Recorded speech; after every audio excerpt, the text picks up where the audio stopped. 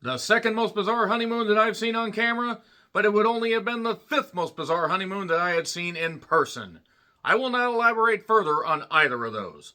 Wellwood is currently streaming on Tubi. It was directed by Eliza. Stop playing with yourself, Hooper. Couldn't help but put a Jaws line in there. Nothing but respect to all the filmmakers out there.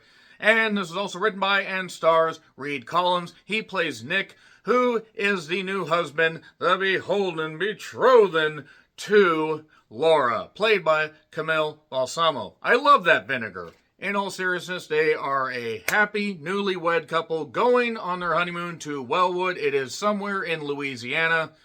You know that because, well, there's some marshlands, and also if you just do a little research, you will see that this is from Louisiana.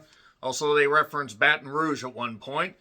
And it turns out that this honeymoon may really just be a short-lived period because they're happy in love, but Laura is very sick. Nick desperately wants to keep his wife around. She's kind of accepted her fate, but then something intervenes that could possibly change both of their lives for the better, for the worse, possibly end it quicker. We shall see. So I'm not going to get much further into any spoilers until I get to the spoiler section. I will just say this is an indie horror sci-fi movie with a neat little idea and maybe a little bit stretched out as far as the material, but I appreciate the effort. I thought there were some nice effects in this, and I thought the two lead performers, that is, did the best that they could. Certainly plenty of potential here, and I look forward to seeing what else the cast, the writer and director end up doing in the future. That being said, I am going to get into spoilers rather quickly. It's on Tubi if you want to check it out. Decent enough effort. 3, 2, 1, and spoilers. An alien. It's an alien that crashes down to Earth, and Nick comes up with the bright idea to basically torture this thing when he finds out that his blood may have healing properties, because he really wants to cure his wife. Now, there are some neat things presented, such as, do you really want to take something that experimental, especially if you've been poked and prodded, much like this alien is? Maybe this alien was good. It actually wasn't. It was a vicious killer. Killed a cat at one point. They kind of looked like my cat, so I had to go out and, like hold my cat and everything, because I'm very much an animal person. I'm not knocking the filmmakers for this, but yeah, that's always something I have a problem with, animal violence. Also, a squirrel does get killed, so if you're not into that in particular, you may not care for it. There are also some dead fish later on. I mean, they don't show anything really happen to the animals, so that is what it is. You just hear the noises.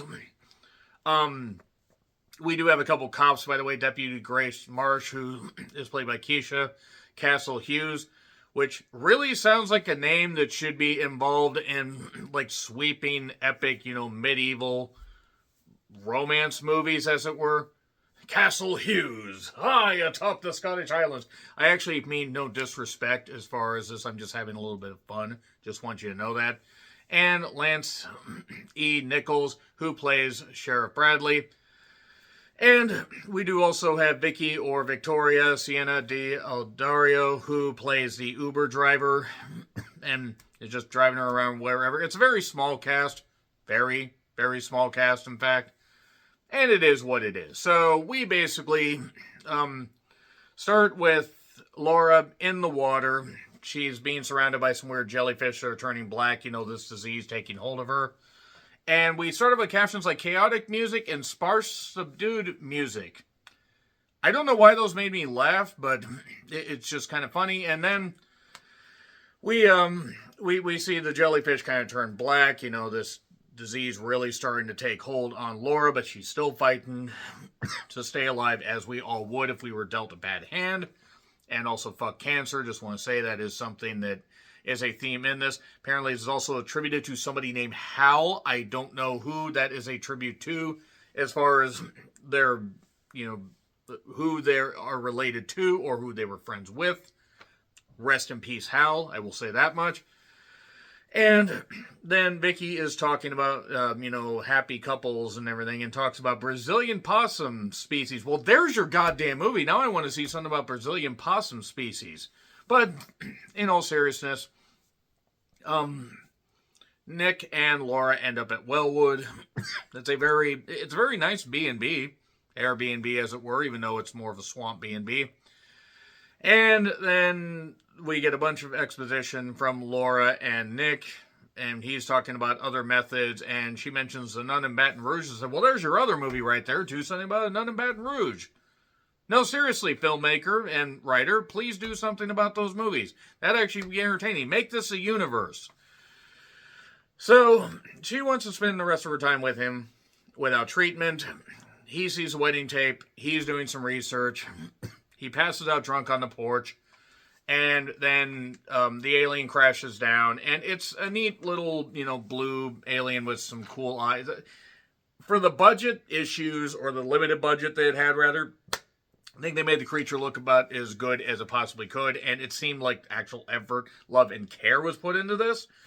Kind of like a throwback to 50s and 60s sci-fi movies, if we're being perfectly honest. The power's out. Marsh seems to be the young upstart sheriff, deputy, whatever, that is trying to make sure that things are taken care of. Like, hey, Wellwood had some issue. Let's go out to Wellwood. In fact, she wants to go out to Wellwood so goddamn bad, ends up killing her. Yes, she ends up dying, unfortunately. I did like the enthusiasm that Keisha brought to this, or Keisha, however you say it. She brought some good enthusiasm to this. And he ends up tying the alien in the shed and immediately starts torturing it. He tries to offer it food, but then just starts torturing it. Sheriff Bradley also had dropped off groceries before all the torturing happened. Being right neighborly. And he finds out that the blood can heal. Not Bradley, but Nick. And I'm not going to say what I said about one particular character, just based on looks in particular. Okay, I thought that Deputy Marsh is very attractive. At least I thought so. Sorry, just saying that right there. Nick feels that it was fate that brought them together. It was fate that caused this, a possible cure to fall in their lap. But a cat ends up getting killed, as I said. Didn't really like that, but I'm not going to hold it against the movie. She sees the alien about 41 minutes in, so I'm skipping ahead of some of this stuff because it just involves him, like, even breaking his own finger at one point to see if it'll heal or if it'll just heal cuts. And March keeps telling Bradley she really wants to go out to Wellwood, and Nick tries to justify all this shit. She says, you know what, fine, let's just go back there and maybe I'll try to talk to it. But then escapes very briefly. Tries to get in the ship, and sends a beacon up. I assume the beacon is maybe to get others to come down, or that's all the ship can do. And Laura, basically, she wants to die in her own way, but then says, you know what, let me try to talk to it. That doesn't end up working. A squirrel gets killed. There's like a squirrel nest allegory. She ends up basically getting attacked by a thing. Nick runs in and beats it with a hammer. Now, he has beaten this thing, he has cut this thing, and this thing doesn't die. It has healing properties. It also grows more and heals more every time it eats something. So I ate a cat, I ate a squirrel. But what happens if it eats something bigger like a human? And since there's only a few humans in this movie, it doesn't have a lot of bodies to choose from. So, Laura basically feels like she's drowning. Because this disease is catching her. At one point, she passes out from staying up too fast and falls over a dock, and we didn't get the creep show slime from that dock. Disappointed. But then she basically tells Nick, you can't save me. Let me go and do what I want to do. She wants to go leave with the sheriff, but then he ends up basically getting killed by the alien, which is kind of funny. And at this point, Nick has thrown the alien in the river, or the lake, rather, with the goddamn cinder block around it. And now all the fish are dead because it's feasting on this, so it's starting to get more powerful. So yeah, after Sheriff Bradley dies, she shoots it.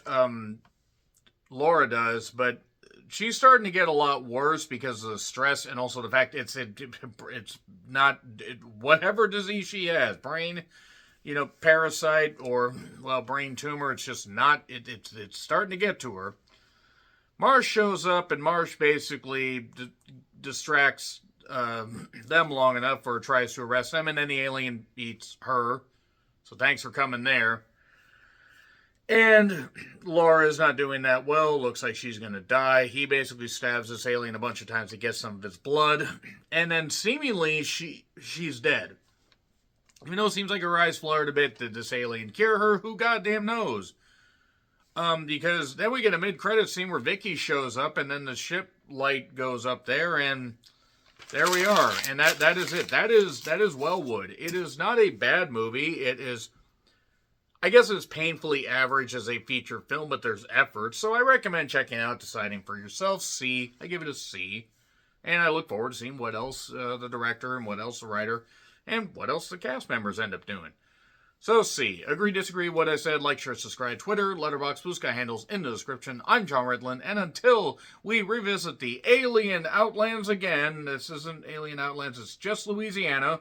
Same difference. Sorry, Louisiana. Happy trails to you.